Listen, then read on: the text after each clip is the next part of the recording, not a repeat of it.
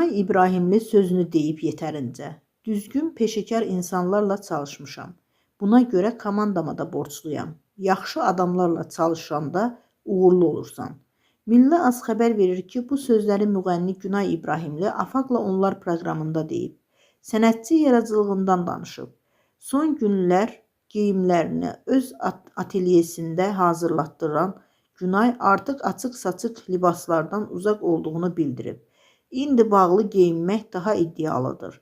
Bağlı geyinən qadın daha çəkici görünür. Dəlisiyəm gecənin klipində açıq geyinmişdim.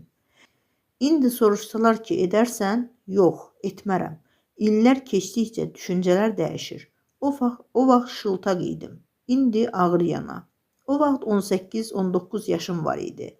Çox da gözəl yaraşmışdı. Səs-küy də yaratmışdı.